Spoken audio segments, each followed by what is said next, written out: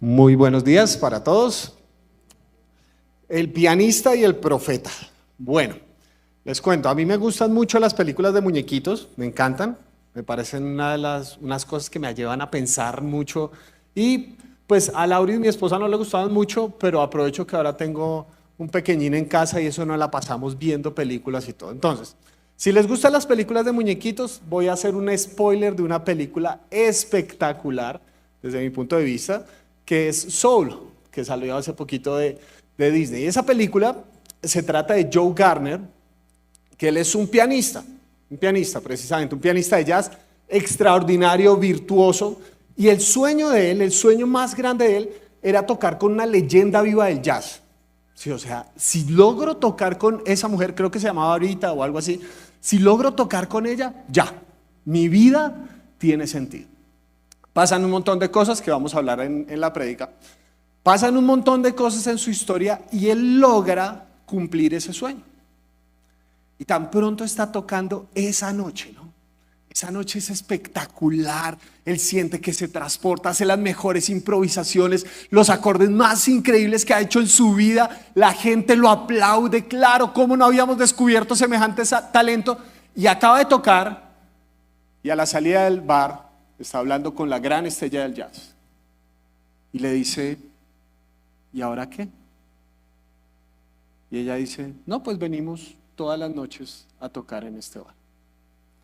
Él pensaba que si cumplía eso, su vida iba a ser lo máximo.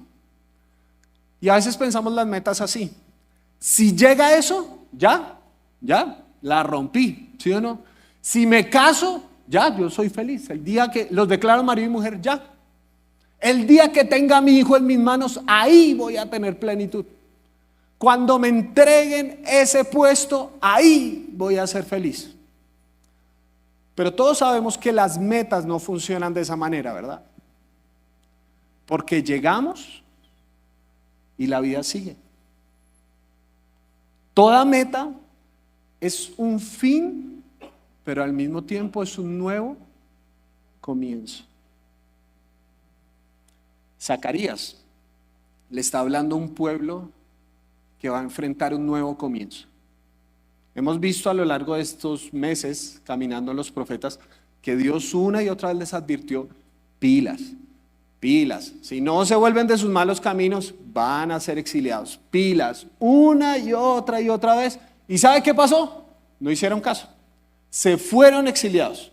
Y Dios les dice, pero van a regresar, van a volver a su tierra.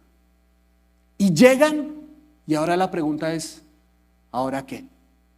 ¿Cómo sigue la vida después de que estamos en restauración? Muchos cristianos han pensado que la meta de la vida es aceptar a Jesús. Y sí, pero ese es solo el comienzo de una nueva vida. ¿Qué características tiene la vida después de la restauración? Y les quiero proponer entonces 4 características a lo largo del libro de Zacarías. La primera es la expansión. Uno de los llamados fundamentales que Dios le había hecho al pueblo de Israel es que ellos fueran la luz del mundo, la sal de la tierra. Que todas las naciones lograran mirar a Israel y lo vieran y pues vieran la manifestación de Dios. Hoy estábamos orando, leía ya de Levítico capítulo 19, donde Dios le dice al pueblo, acojan a los extranjeros porque ustedes fueron extranjeros. Este es un pueblo que debe recibir a las personas, que debe mostrar y manifestar el amor de Dios. Pero ¿sabe qué pasó? Ellos se encerraron en ellos mismos. Nosotros somos los escogidos y somos nosotros los mejores y los demás de malas. Nosotros tenemos el Dios verdadero y los demás de malas.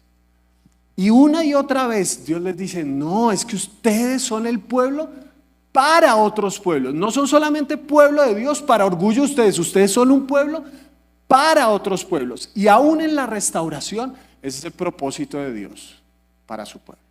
Vean lo que dice Zacarías en el capítulo 2, versículos 10 al 12. Dice así, grita de alegría, hija de Sión. Yo vengo a habitar en medio de ti. Promesa de restauración, afirma el Señor. En aquel día Muchas naciones se unirán al Señor. Ellas, ¿quiénes? Ellas, ¿quiénes? Las naciones serán mi pueblo y yo habitaré entre ellas.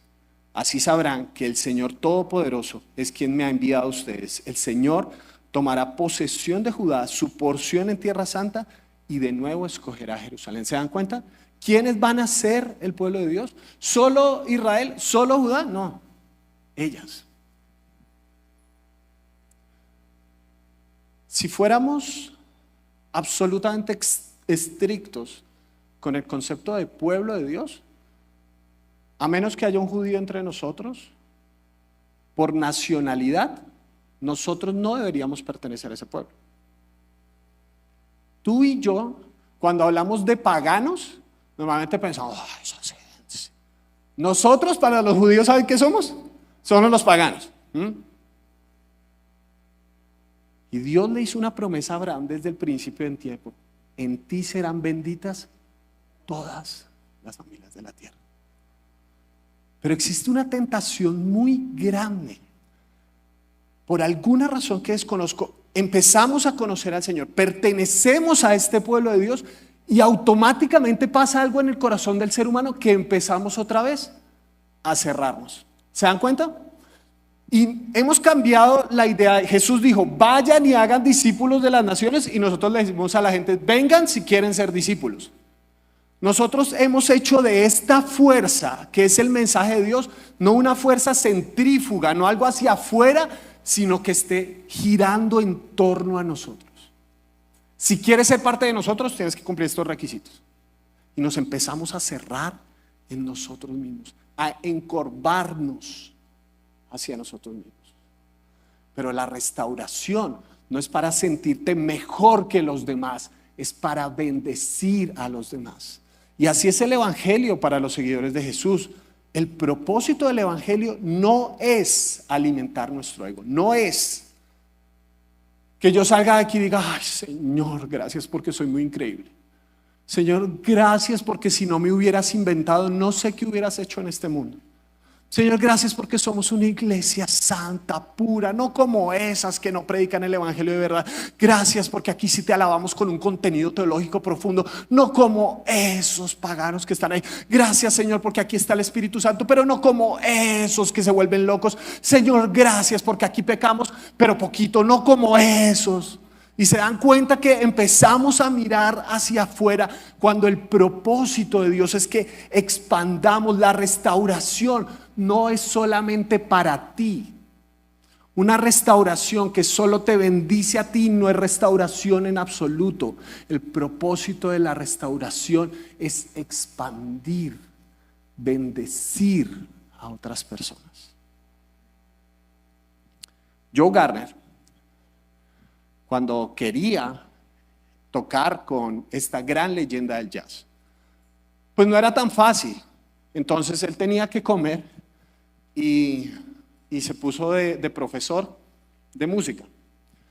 Y normalmente en la gran mayoría de colegios la música es como una alternativa. De pronto hay alguien que le encantó, ¿no es cierto? Y ahí está. Pero la verdad, para la gran mayoría de gente, seamos honestos, muchos sufrimos la música, ¿sí? Muchos, ay Dios mío, y cómo hace uno sol do re, ay, me salen callos en la...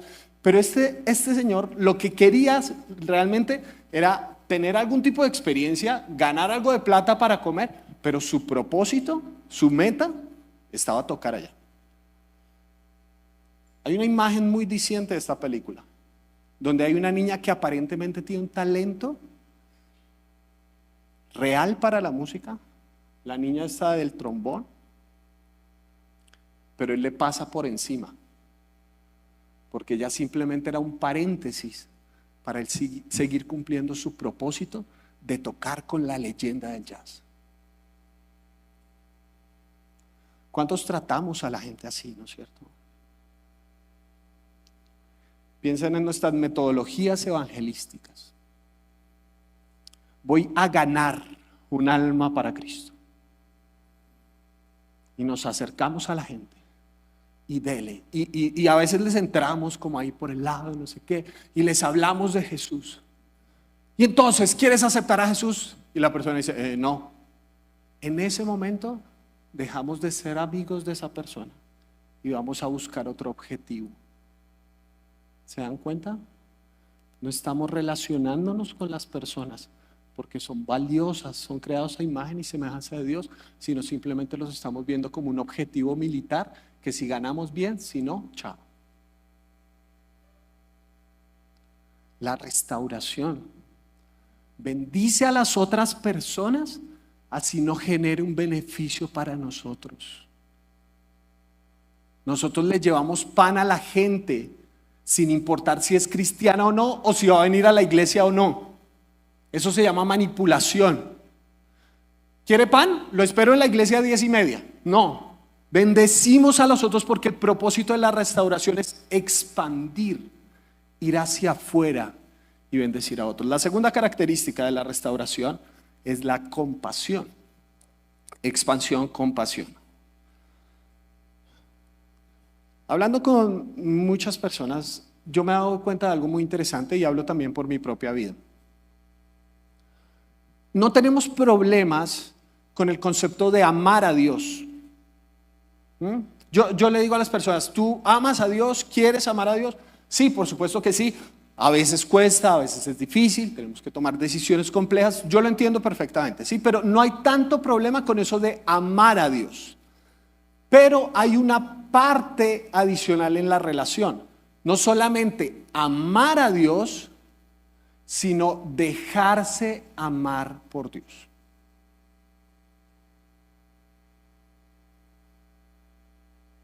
Piénsalo un momento. No solo amar a Dios, sino dejarse amar por Dios. ¿Recuerdan la historia del hijo pródigo? Este muchacho que despilfarra toda la herencia que el papá le había dado, cae en cuenta que tiene que volver a la casa del papá y dense cuenta del discurso de él. Voy a regresar a la casa de mi papá y le voy a decir, papá, he pecado contra el cielo y contra ti, ya no merezco llamarme tu hijo, trátame como uno de tus jornaleros. Es decir, él pensaba que lo que el papá tenía que hacer es tratarlo a él como si fuera un esclavo. Era lo que se merecía, no como un hijo. Pero cuando él llega donde el papá, ¿cómo lo recibe el papá? Le dice, te la ganaste, ahora a trabajar. No, lo recibe como un hijo. Él pensaba que el papá lo debía tratar como un esclavo, pero ¿cómo lo trató el papá? Como un hijo. Muchas personas no se dejan amar por Dios de esa manera. Siguen teniendo mentalidad de esclavos, de querer pagarle a Dios su gracia.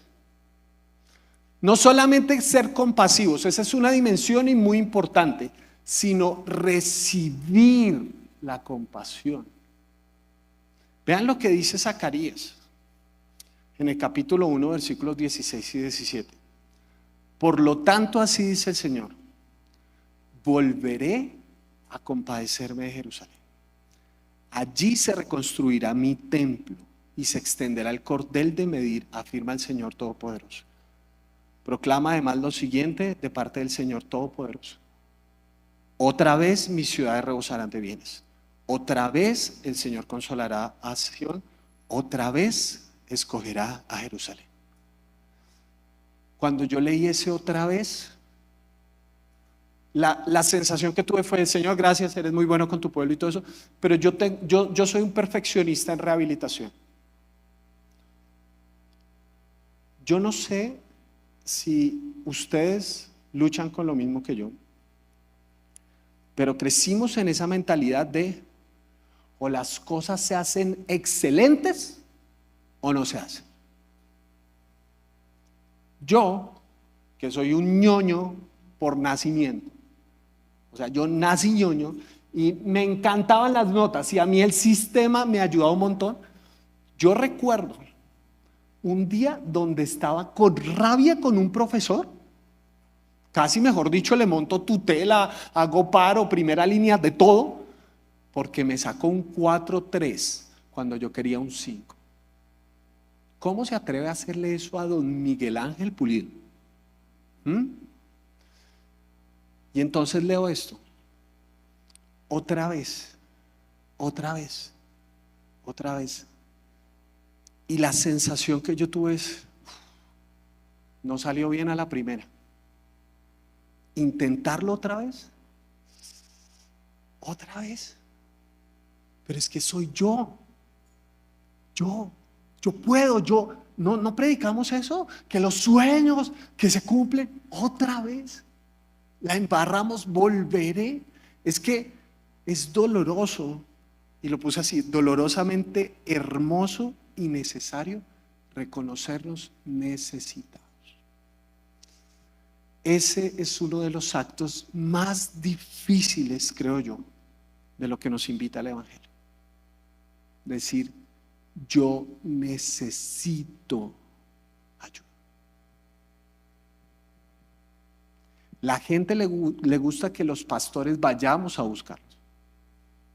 Pero sí o no que es difícil levantar la mano y decir, ayúdenme, ayúdenme.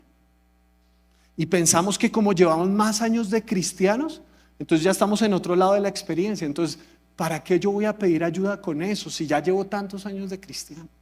No la compasión de darla, eso es muy importante, sino recibir la compasión. Recibir la compasión. Porque yo sé que ustedes son excelentes dando abrazos, pero otra cosa es pedir un abrazo, ¿sí o no? Una cosa es llorar con los que lloran y otra muy diferente es ser los que lloran y le piden a alguien que llore con ellos. En la película Soul, y por eso la criticaron muchos pastores y todo eso, porque decían que así no eran las cosas, que bíblicamente no era correcto. Resulta, y aquí va el spoiler, si no se la vieron, pues bueno, ahí ya saben.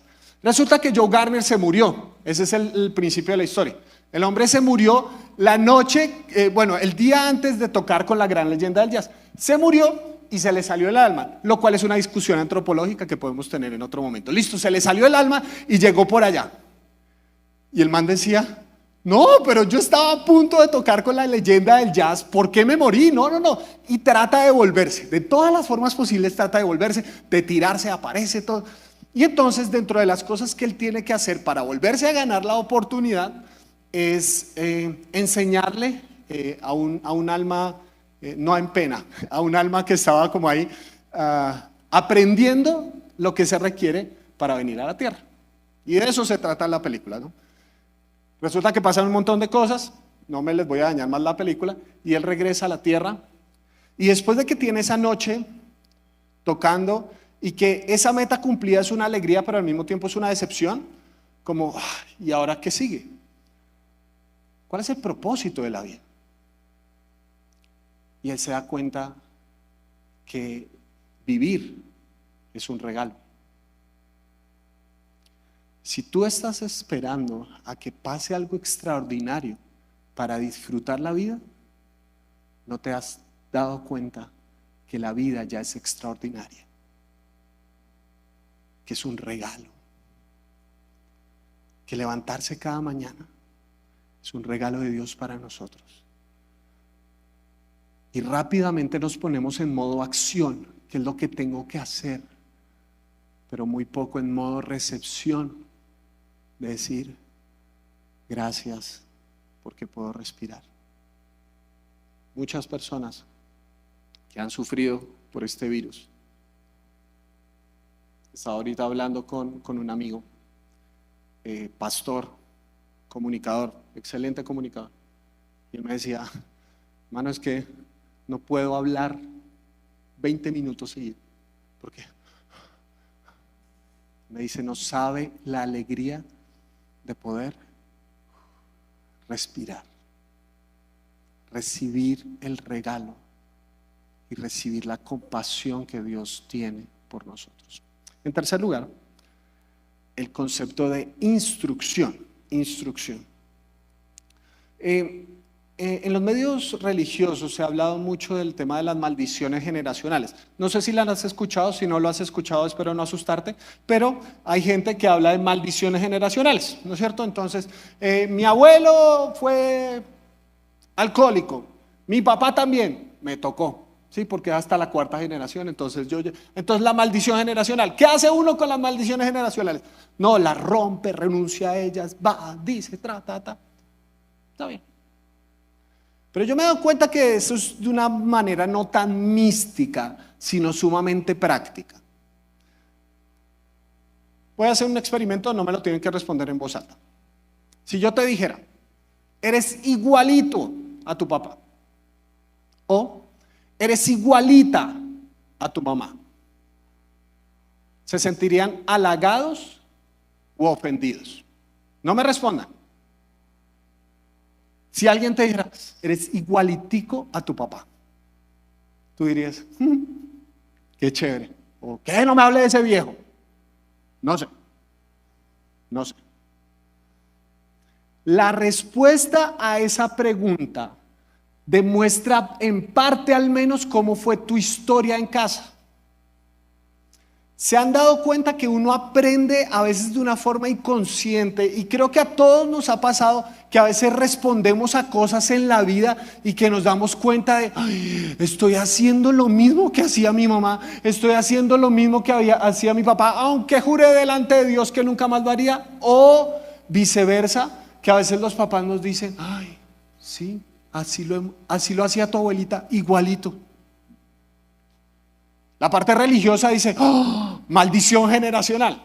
Pero, ¿qué pasa si es que uno ha aprendido sistemas a lo largo de la vida? ¿Qué pasa si uno a lo largo de la vida ha consumido todo eso y esa es la forma como entiende la vida? Dios, a lo largo de la historia, le dijo una y otra vez al pueblo, hey, no hagan esto. Y el pueblo siguió haciendo eso, fue al exilio. Y vean lo que dice Zacarías con relación a la historia del pueblo de Israel. El Señor está ardiendo en ira contra los antepasados de ustedes. Por lo tanto, adviértele al pueblo que así dice el Señor Todopoderoso. Vuélvanse a mí y yo me volveré a ustedes, afirma el Señor. No sean como sus antepasados, a quienes les proclamaron los profetas de antaño que así dice el Señor Todopoderoso, vuélvanse de su mala conducta y de sus malas prácticas, porque ellos no me obedecieron ni me prestaron atención, afirma el Señor. He trabajado con jóvenes suficiente tiempo para darme cuenta que a veces somos unos burros. Y hasta que no lo experimentamos nosotros, no aprendemos. ¿Sí o no? Los papás deciden, uno como pastor le dice, no haga eso, no haga eso, no haga. Es mi vida y yo hago lo que quiero. Pues vaya y entonces se estrella de cabeza. Hay gente que aprende por conciencia y hay gente que solo aprende por experiencia. Lastimosamente es así. Lastimosamente es así. Hay gente que hasta que no se estrella con el muro, no se da cuenta que eso duele. Lastimosamente es así. ¿Qué está diciendo Dios? Tengan conciencia, por favor. Instrúyanse. Aprendan de su historia, de su pasado. Por favor, estamos hablando de un país como el nuestro, que tiene más de 60 años de una guerra casi civil interna. ¿Ustedes no creen que la violencia hace parte de nuestro ADN? Y nosotros la justificamos. Todos aquí, no me importa si son de derecha o de izquierda, hemos visto noticias que matan a alguien y muchas veces nuestra reacción es, bien hecho. ¿En serio? ¿Se dan cuenta?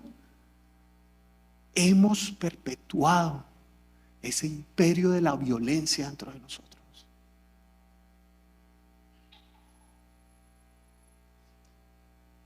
Díganme por favor, si toda esta narrativa del narcotráfico no le afecta a uno. Porque ¿cuál es nuestro sueño en la vida? Tener plata. Plata. Que si toca vender los principios y eso, bueno, pero son 1.000 milloncitos más. Estamos dispuestos a vender nuestra integridad al mejor postor. Somos prostitutos de la ética a la luz de la historia que hemos vivido. Y Dios le dice a su pueblo, pilas, porque ustedes también son responsables de las decisiones que tomen. Aprendan de sus antepasados, aprendan de su historia y cambien, porque no es posible alterar el pasado, pero sí modificar el futuro. No es posible. Ya lo que pasó, pasó. Ya tu historia en casa, cómo fue, si fue difícil, ya eso pasó. No lo podemos alterar. Ni siquiera lo podemos olvidar muchas veces. Pero a partir de ahora, ese propósito de la restauración, a partir de ahora es diferente.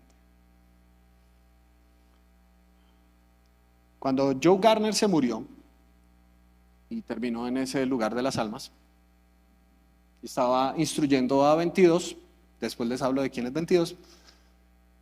Joe Gardner va a un lugar que es como una especie de museo, donde uno va viendo los lugares más significativos de su vida.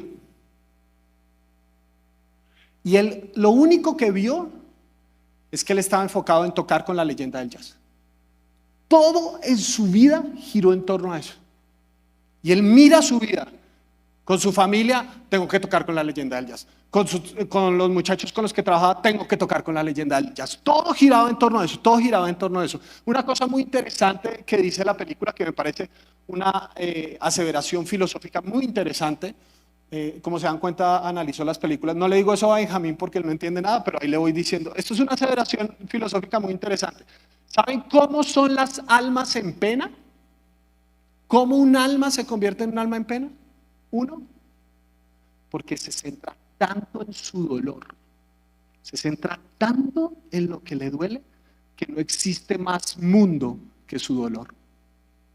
Todo lo ve a la luz de su dolor. Pero hay otra forma de almas en pena, aquellas que solo se centran en cumplir sus objetivos y no miran nada más de la vida, sino solamente sus objetivos. Qué interesante, ¿no? Y Joe Gardner ve su historia y dice, no tuvo sentido.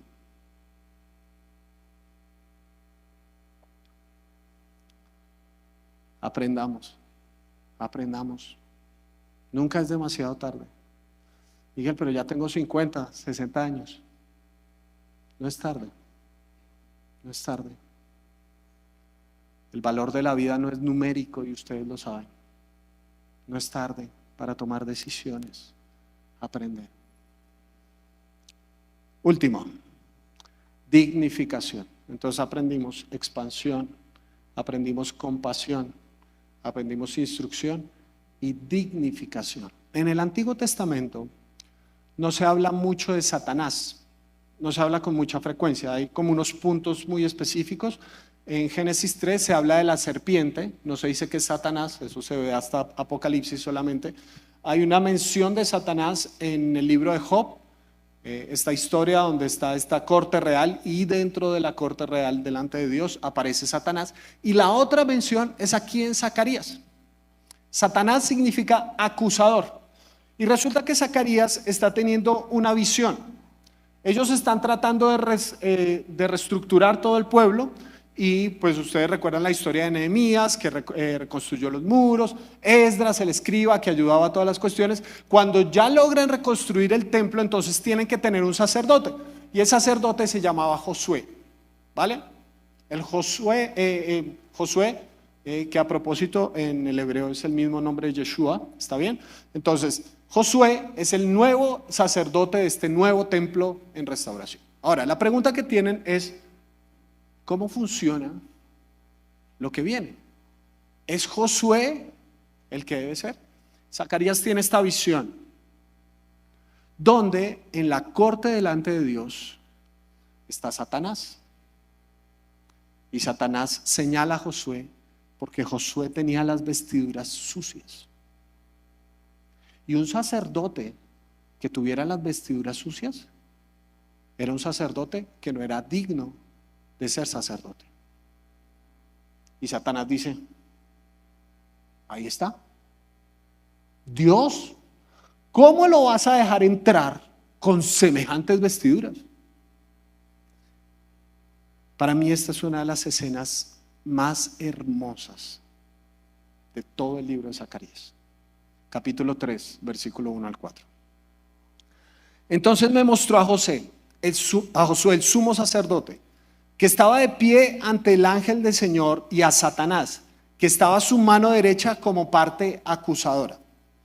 El ángel del Señor le dijo a Satanás: que te reprenda el Señor. Una observación importante, ¿se dan cuenta qué hace el ángel del Señor? No dice te reprendo, Satanás, sino que te reprenda el Señor. Algo por aprender en nuestras oraciones, ¿está bien? Que te reprenda el Señor que ha escogido a Jerusalén. Que el Señor te reprenda, Satanás. ¿Acaso no es este hombre un tizón rescatado del fuego? Josué estaba vestido con ropas sucias en presencia del ángel. Así que el ángel les dijo a los que estaban allí dispuestos a servirle: quítenle las ropas sucias. Y a Josué le dijo: como puedes ver, yo te he liberado de tu culpa y ahora voy a vestirte con ropas espléndidas. Porque para Dios nuestra dignidad no depende de nuestro desempeño. ¿Quién es el que hace la obra ahí? ¿Josué fue y la lavó? ¿Josué fue y pulió las ropas? ¿Quién le puso las ropas nuevas? El ángel del Señor.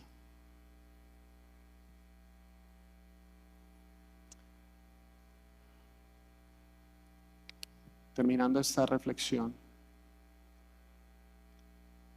yo quiero que ustedes que han vivido lo que es la restauración del Señor, todos estamos en momentos distintos de nuestra vida y está bien. Muchos sienten que están comenzando, otros que van más adelante del camino, otros que están dando vueltas en el mismo punto. Por favor, nunca se olviden que nuestra dignidad no proviene de nuestras capacidades, de nuestros esfuerzos, de cuánto oramos, de cuánto diezmamos, de cuánto leemos la Biblia. Es Dios el que le puso las ropas a Josué. Nunca olviden que la dignidad de nosotros es algo que Dios nos regaló en Cristo. No me lo merecía, no me lo gané, no me lo inventé, ni siquiera si fuera por mis propias capacidades lo puedo sostener, ¿sí o no? Dignificación. Que Dios me ve como digno, así yo tenga las ropas sucias, y que Él es el que pone las ropas limpias. Cuando Joe Gardner se fue a este lugar de las almas, le propusieron un negocio. Le dijeron: si usted quiere regresar a la vida para cumplir ese gran sueño que tiene que enseñarle a un alma a encontrar su pasión. Entonces, si un alma, porque eso es lo que dice la película, si un alma encuentra que su pasión es la cocina, entonces ya está lista para nacer en este mundo y en algún momento descubrirá que su pasión es la cocina. Y empiezan a asignar números, ¿no es cierto? Empiezan: alma 1235 va para tal persona. Cuando para Joe Gardner, alma 22, y todos, ¿quién era 22? 22 era un caso perdido. Había tenido los mentores más eminentes de la historia humana. Había sido un problema sin resolver para Albert Einstein. Desesperó a la Madre Teresa de Calcuta. Le sacó la piedra a Gandhi. Nadie podía con 22. Nadie podía mostrarle a 22 cuál podía ser su pasión para ir a este mundo.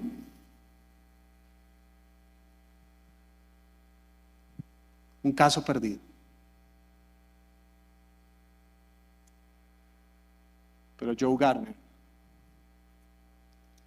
caminando y desesperándose con 22, y 22 sacándole la piedra, y él queriendo y mirando y todo, empieza a verla con otros ojos, porque tanto rechazo en algún momento a 22 la había llevado a ser un alma en pena, la llevó a encerrarse en su propio dolor.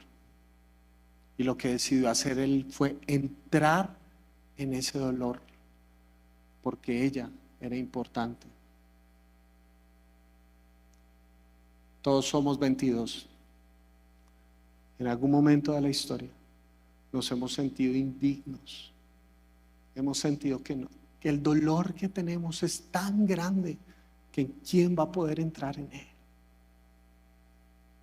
Todos hemos sentido que en algún punto de la vida somos como un caso perdido, que ni siquiera Dios puede hacer algo con esta vida que está hecha trizas.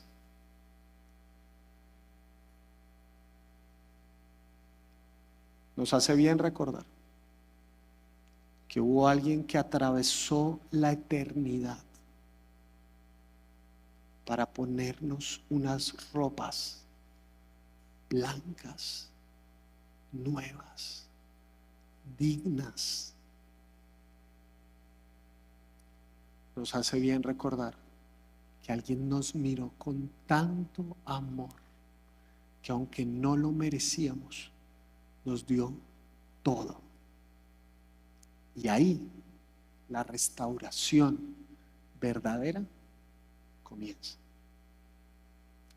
Quisiera invitarles a que oremos para finalizar esta reflexión.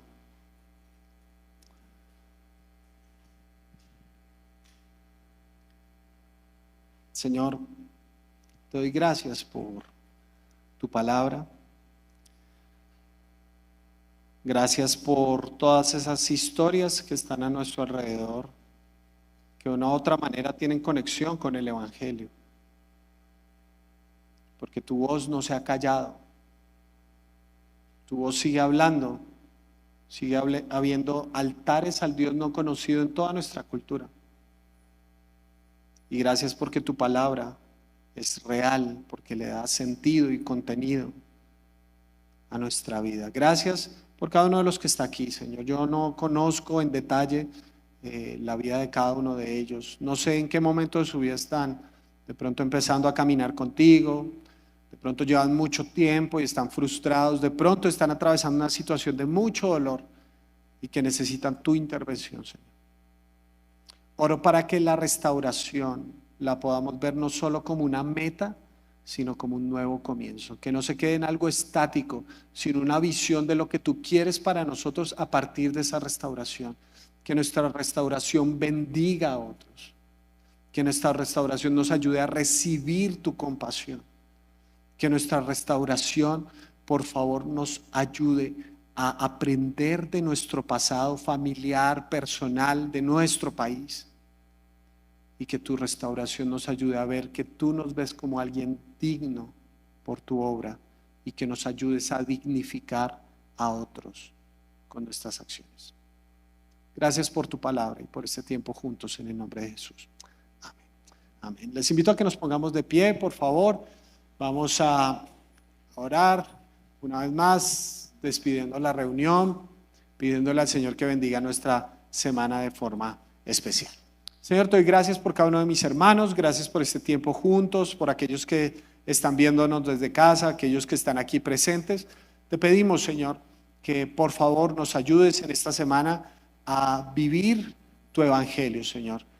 Recordar que somos la sal y la luz de esta tierra, Señor, y que tu invitación es a que esta sal dé sabor y que esta luz esté encima de la mesa para iluminar a todos alrededor. Ayúdanos, Señor, a seguir tus pasos. Ayúdanos a caminar según tu voluntad. Y gracias por este tiempo juntos, Señor. Bendícenos, acompáñanos, Señor, y que la próxima semana juntos, una vez más, podamos exaltarte y glorificarte. Oramos en tu nombre, Señor Jesús. Amén.